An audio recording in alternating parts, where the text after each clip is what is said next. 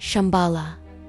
The hidden truth, right? Imagine this. You're scrolling through declassified government documents at 3 a.m. and suddenly you stumble across expedition reports that were never meant to see daylight. Files marked classified with one word stamped across them in blood-red ink. Shambhala.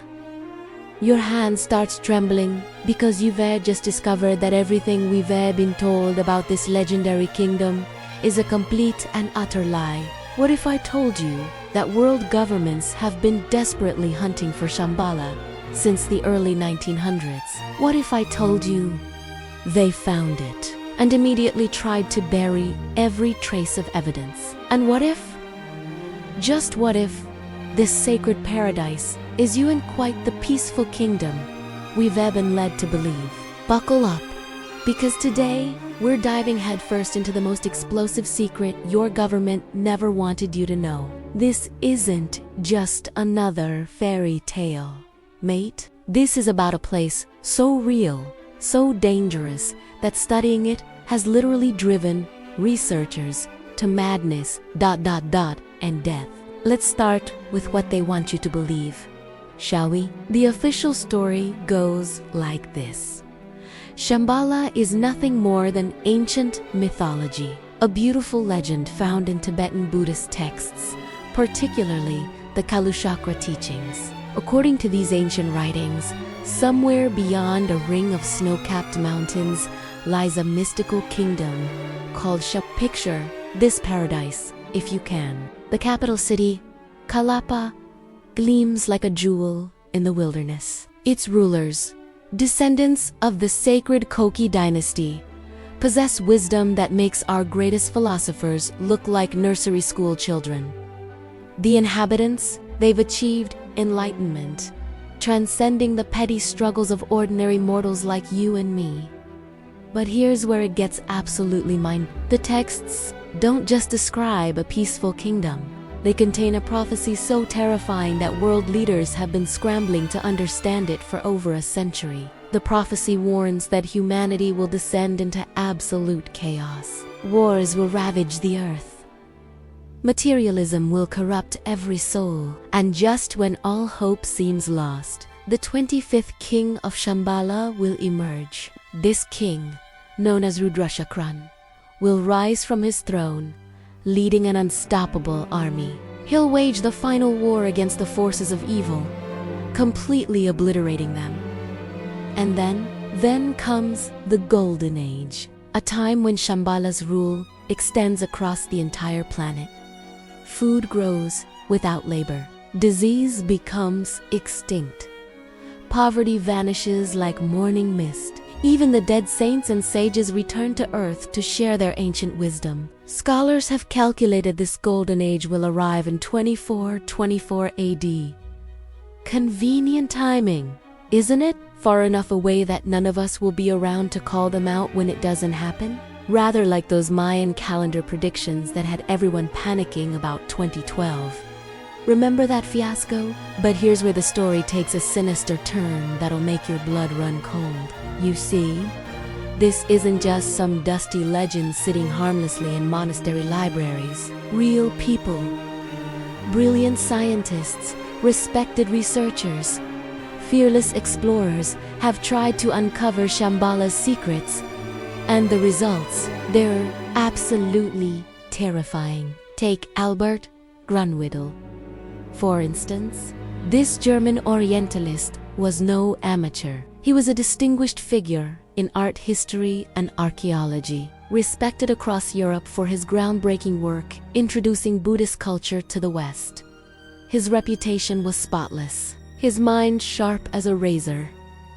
Then he started translating Shambhala texts. Within months, colleagues noticed disturbing changes. Grunwittel became obsessed, working day and night, muttering to himself about hidden meanings and ancient warnings. His behavior grew increasingly erratic until one fateful day, in a moment of complete madness, he threw himself from his study window. The official cause, mental breakdown. The timing, suspiciously convenient, wouldn't you say? But Grunwittel wasn't the only casualty. Enter Colonel Percy Fawcett, the legendary British explorer whose disappearance remains one of archaeology's greatest mysteries. In 1925, Fawcett ventured into the Brazilian mountains of Mato Grosso, searching for what he believed was a subterranean city, one of the alleged entrances to Shambhala. Fawcett was convinced this hidden city held answers to humanity's most profound questions. He wanted to open it up to scientific research, to share its secrets with the world. Noble intentions, right? Fawcett and his two companions vanished without a trace. Not a single piece of evidence, not even a whisper of what happened to them. Now, according to Tibetan lamas, there's a very specific reason why these expeditions end in disaster. They claim that anyone attempting to investigate Shambhala sacred teachings must first embrace the Buddhist Kalachakra Tantra. Any attempt to study these secrets without proper spiritual preparation, well, let's just say it doesn't end well. Think about this for a moment. When has a mere myth ever killed anyone? Fairy tales don't drive people to suicide. Legends don't make entire expeditions vanish into thin air. The boogeyman stops being scary once you're old enough to know he's not real. So why are brilliant minds losing their sanity? Why are experienced explorers disappearing forever? Why are people literally dying just from reading about Shambhala? This led me down to absolutely chilling possibilities. First, Shambhala must be real. Physically, tangibly real. A place you can actually visit if you're brave enough or foolish enough to try. Second, and this thought kept me awake for weeks. What if Shambhala isn't the paradise we've been told about? What if it's something far more sinister? What if this supposed kingdom of peace and enlightenment is actually a malevolent force, patiently waiting to destroy humanity? I know it sounds mental, but stay with me, because the deeper I dug, the more I uncovered hidden accounts of a very different stories that paint a picture so dark, so twisted, that they completely shatter everything we thought we knew. But before we dive into that nightmare, you need to understand how Shambhala first infiltrated Western consciousness. And trust me, this connection is absolutely crucial to understanding the entire mystery. The year was 1888.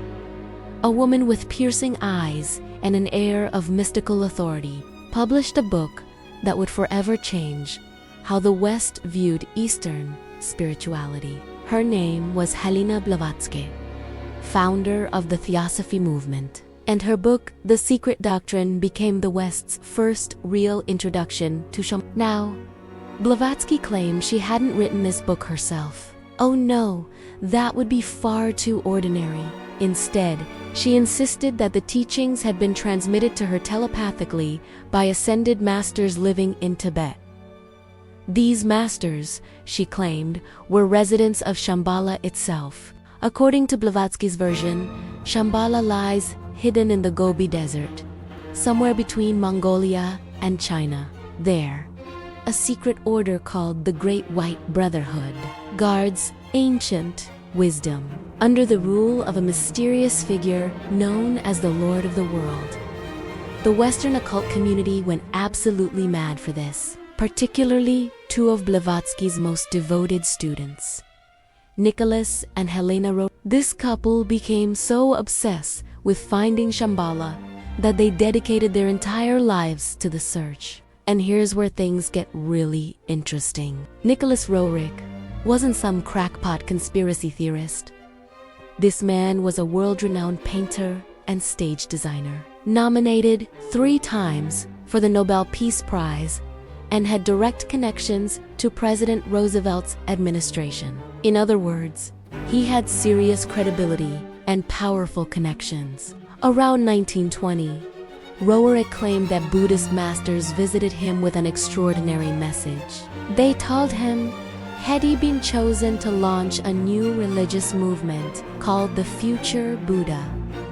This movement would unite millions of Asian people in something called the Sacred Union of the East, setting the stage for the appearance of Shambhala's 25th king and the dawn of the Golden Age. By 1925, Roerich embarked on a 5-year expedition across Asia, from India through Mongolia to Tibet, with a detour to Moscow. Officially, this was for scientific and artistic purposes. Unofficially, Roerich was hunting for Shambhala. Now, here's where the official story gets suspicious. We're told Roerich's first expedition was a complete failure, total waste of time and money. Yet somehow, in 1934, this failed explorer launched another mission to Manchuria, supposedly to study grasses. And get this, he went on American taxpayer money with full government backing. Does this make sense to you? Would you fund someone who'd already failed spectacularly? Would President Roosevelt's Secretary of Agriculture become the biggest cheerleader for a man who could undeliver results, even after the second expedition supposedly failed? The United States immortalized Roerich's name with the Roerich Pact, an international agreement, prioritizing cultural protection over military necessity. You don't honor failures with international treaties, do you? Something doesn't add up. Did Roerich really fail? Or did he find something so significant that the government had to cover it up? Well, let's hear from Nicholas Roerich himself. Like any good explorer, he kept detailed journals of his travels. Actually, he kept 2 journals. One recorded his scientific discoveries. This one remained mostly empty, confirming that science wasn't his real purpose. The other documented his mystical encounters during the expedition. This second journal, it was absolutely packed with extraordinary accounts. And what Roerich wrote in those pages opens up 3 mind-bending theories about what Shambhala really is. The first theory suggests Shambhala is a UFO base. I know it sounds barmy, but hear me out. During his expedition, Roerich spent considerable time with lamas and Buddhist priests. One day, after a shrine consecration ceremony, a lama predicted something auspicious would happen. A couple of days later, it did. Let me read you Roerich's exact words from his journal. A sunny, unclouded morning. The blue sky is brilliant. Over our camp flies a huge dark vulture. Our Mongols, and we watch it. Suddenly, one of the Boryat lamas points into the blue sky. What is that? A white balloon. An airplane. We notice something shiny flying high from the northeast to the south. We bring 3 powerful field glasses from the tents and watch the huge spheroid body shining against the sun, clearly visible against the blue sky and moving very fast. Afterwards, we see that it sharply changes its direction from south to southwest and disappears behind the snow-peaked Humboldt chain. Now, remember, this happened in the 1920s. Decades before UFOs became part of popular culture, Roerich had no modern UFO narrative influencing his observations. He was simply recording what he saw with his own eyes. Let's break down what he described. A huge, golden, spherical object moving at incredible speed, capable of sharp, directional changes. Sound familiar? This perfectly matches descriptions of flying saucers that wouldn't become common knowledge for another 20 years.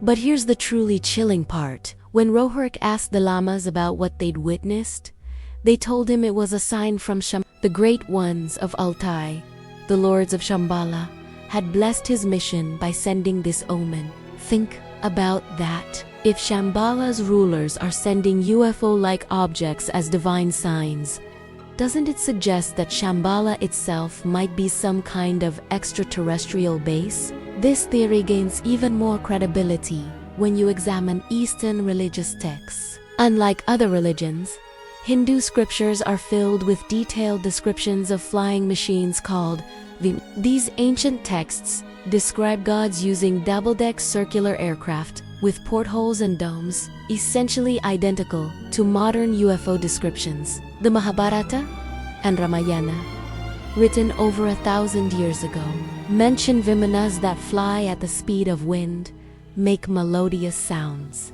and come in various shapes. Some saucer-like, others cylindrical like cigars. They even describe massive mother ships referred to as iron cities. But here's the most compelling evidence of all. In 1974, scientists discovered a thick layer of radioactive ash in Rajasthan, India. The Indian government had been investigating unusually high rates of birth defects and cancer in the region. Their findings revealed that this radioactive ash came from an atomic blast dating back 8,000 to 12,000 years ago. That's more than 10 millennia before humans supposedly invented atomic weapons. So where did ancient people get atomic bombs? The Mahabharata provides a disturbing answer. Listen to this passage describing an ancient war. Gorka, flying in his swift and powerful Vimana, hurled against the three cities of the Vrishanis and Andakas a single projectile charged with all the power of the universe. An incandescent column of smoke and flame as bright as the 1,000 suns rose in all its splendor. An iron thunderbolt, a gigantic messenger of death, which reduced to ashes the entire race of the Vrishna. The corpses were so burned as to be unrecognizable. The hair and nails fell out, pottery broke without apparent cause, and the birds turned white. This sounds exactly like a nuclear war. The description perfectly explains the radioactive ash found in Rajasthan and suggests that Hindu deities were likely extraterrestrial beings with advanced technology. If that's true, then Shambhala could indeed be a UFO base inhabited by humanoid aliens posing as enlightened beings. Consider also the alleged entrances to Shambhala. Mount Kailash, traditionally considered one of the main portals, exhibits bizarre phenomena, time distortion, electromagnetic anomalies, mysterious disappearances of climbers, and perfectly pyramidal sides that seem artificially constructed. The Himalayas, another supposed gateway to Shambhala, have a long history of extraterrestrial encounters. Early 20th century reports describe British officials camping in the region, only to discover they were being watched by tall, strange figures. When they asked locals about these encounters, they were casually told these were snowy men guarding entrances to the Holy Earth. The UFO theory is compelling, but the second theory is even more sinister. This theory connects Shambhala to Agartha, the legendary underground kingdom beneath Asia. Many scholars believe Shambhala is actually Agartha's capital city, linked by vast networks of tunnels, both natural and artificially constructed. According to legend, Agartha is ruled by a sovereign pontiff and inhabited by ascended masters, advanced beings with profound wisdom, who secretly control the entire world from their subterranean kingdom. The kingdom supposedly contains vast libraries of ancient wisdom and technologies so advanced they could transform Earth into a desert or obliterate its entire surface. Most accounts portray Agartha and Shambhala as peaceful paradises, waiting to share their wisdom with humanity. But there's a darker version of this legend that's been carefully hidden from public knowledge. According to certain esoteric texts, thousands of years ago, when the northern continent of Hyperborea still existed, a group of inhabitants exiled themselves southward, establishing a city called Agartha. A worldwide cataclysm caused this city to sink beneath the earth, leading to another split in the society. One group went further south, creating a secret learning center beneath the Himalayas, the new Agartha. But the other group returned north to Hyperborea, establishing their own city called Shambhala. Unlike the peaceful Agarthas, this Shambhala became a city of violence, evil, and materialism. This aligns with Hindu Tantra teachings about right-hand and left-hand paths. While the right-hand path involves moral codes and traditional values, the left-hand path blurs the lines between good and evil. Shambhala, following the left-hand path, embraced what's called the Luciferic Oracle, becoming a truly malevolent kingdom. And speaking of Lucifer, here's where things get absolutely terrifying. Hidden sources claim that Shambhala's mysterious lord of the world was originally a Venusha who landed on Earth thousands of years ago. Despite his ancient age, he maintains a youthful appearance, which immediately brings one figure to mind: Lucifer himself. In biblical texts, Lucifer is called the morning star or light bringer, the same names given to Venus. Lucifer is associated with hell, which mirrors Venus's hellish surface conditions. When you connect these dots, it suggests that Shambhala's king might literally be Satan himself. If this is true, then Shambhala isn't a paradise at all. It's a kingdom of ultimate evil, ruled by the devil, patiently preparing for humanity's destruction. The prophecy about the 25th king bringing a golden age takes on a completely different meaning. It becomes a warning about the Antichrist's rise to power. But wait, there's a third theory that's equally mind-bending.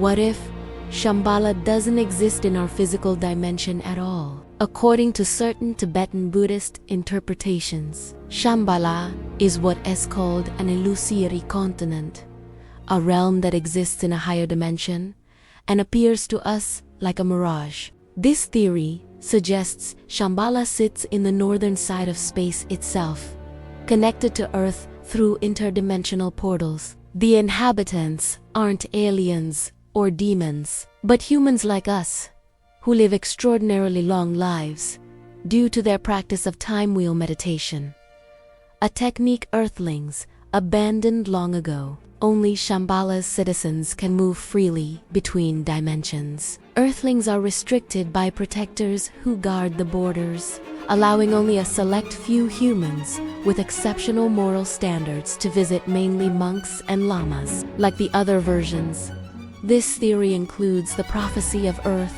descending into a dark age. Humans will forget religion and ethics, dying so young that reaching 10 years old will be considered an achievement. Famine, disease, and war will dominate until only a few humans survive.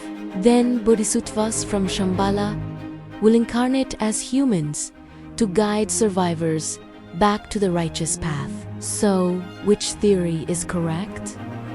Is Shambhala a UFO base, a satanic kingdom, an interdimensional realm? Before revealing my conclusion, let me address the main criticisms of Shambhala research. The biggest problem is that most Western interpretations stem from Helena Blavatsky's work. And here's the kicker: Blavatsky was likely a fraud in 1891. Investigators from the Society for Psychical Research found evidence that she was making up her telepathic communications with Tibetan masters. Some even suggested she was a Russian intelligence agent. Blavatsky also translated Buddhist concepts using Hindu and occult terminology familiar to Western audiences, completely muddying the waters. She believed all religions came from one unified occult source, so she freely mixed different traditions without regard for accuracy. This means most dramatic theories about Shambhala, including the UFO theory, are built on potentially fraudulent foundations. So what's the truth? Here's what I believe actually happened. The concept of Shambhala developed between the 10th and 13th centuries when Tibetan Buddhists faced intense persecution from Muslim invasions. Facing possible extinction, Shambhala emerged in Tibetan consciousness as a mystical land of hope, a place from which a powerful king would come with a great army to defeat Buddhism's enemies. during the 19th and 20th centuries, when Russia, China, and Britain fought for control over Central Asia. Indigenous peoples again turned to Shambhala for hope in their struggle for independence. In other words, Shambhala wasn't a physical place at all. It was an idea, a powerful symbol of hope for persecuted people. And honestly, I think this version is the most beautiful and meaningful of all. Shambhala's reality isn't measured by whether we can touch it or photograph it. There are many real things we'll never see or touch, and that's probably for the best. Humans tend to destroy tangible things. But here's what still bothers me, and it should bother you too, ... What about the Kalachakra prophecy? What about similar myths found in cultures worldwide? When multiple civilizations independently develop nearly identical prophecies, dismissing them becomes much more difficult. This is why I believe the Shambhala prophecy will actually come to pass. The world will descend into chaos and materialism. Wars will ravage the earth. And just when all hope seems lost, something or someone claiming to be from Shambhala will appear, whether it's aliens, interdimensional beings, or something far worse, masquerading as humanity's savior. I'm convinced this golden age won't be golden at all. It'll be the beginning of our species' darkest chapter. The governments know this. That's why they've been desperately searching for Shambhala, trying to either find it first or prevent others from finding it. The expeditions that failed probably succeeded beyond their wildest nightmares, uncovering truths so terrifying that complete cover-ups became necessary. So the next time you hear about world leaders making strange decisions, or governments suddenly changing foreign policies without explanation, ask yourself, what did they discover about Shambhala that they're not telling us? Because mark my words, the 25th king of Shambhala is coming, and when he arrives, humanity will face its ultimate test. The ability to distinguish between a true savior and the greatest deception in human history. The countdown to 2424 has already begun. Are you ready for what's coming? What do you think? Is Shambhala real? Is the prophecy about to unfold? Drop your thoughts in the comments below.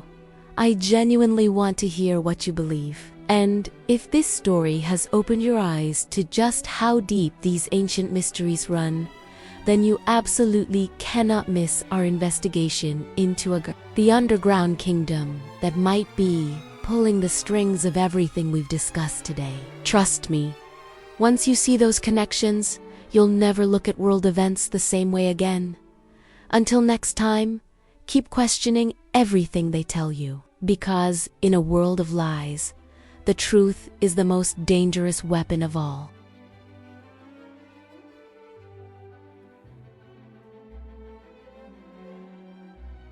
Thanks for watching. If you liked it, please like, comment, and subscribe.